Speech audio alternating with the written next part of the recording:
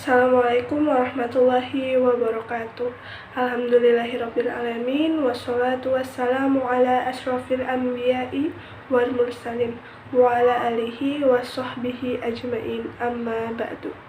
Segala puji bagi Allah, Sang Pencipta Alam. Semoga salawat dan keselamatan selalu tercurahkan kepada Nabi junjungan kita, Nabi Muhammad SAW, beserta keluarga dan juga sahabat-sahabatnya. Pada kesempatan kali ini saya akan menyampaikan materi kultum saya, di mana topik atau tema yang saya ambil pada kesempatan kali ini yaitu profil Kiai Haji Ahmad Dahlan sebagai pendiri organisasi Muhammadiyah.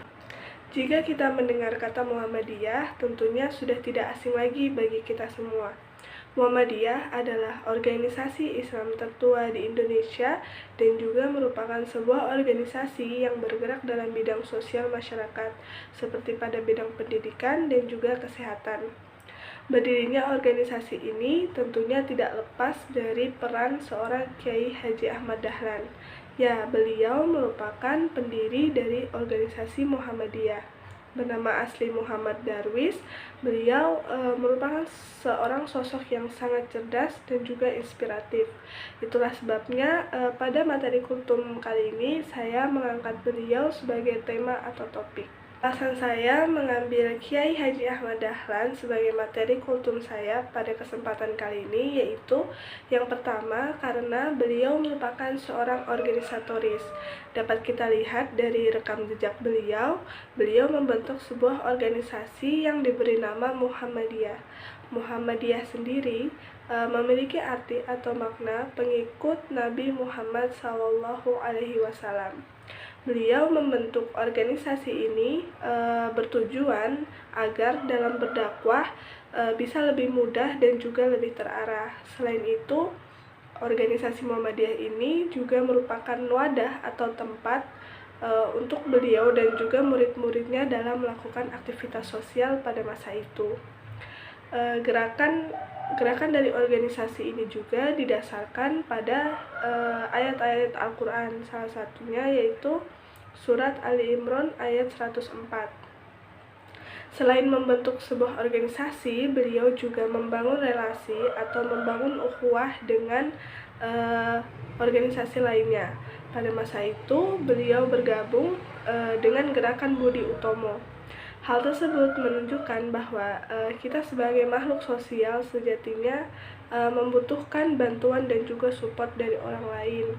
Dan untuk mencapai suatu tujuan dibutuhkan kesabaran dan juga keikhlasan. Karena seperti yang kita ketahui, pada masa itu dalam membentuk organisasi Muhammadiyah, Kiai Haji Ahmad Dahlan banyak mendapatkan hambatan dan juga rintangan. Namun beliau tetap semangat dan juga tetap sabar dalam menghadapi hal tersebut sampai pada akhirnya beliau dapat membentuk organisasi ini dan juga organisasi ini dapat diterima di masyarakat hingga saat ini.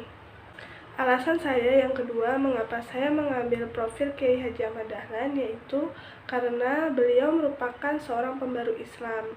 Contoh pembaruan yang dilakukan oleh Kiai Haji Ahmad Dahlan pada masa itu yaitu mendirikan sekolah dan ikut membantu mengajar ilmu keagamaan.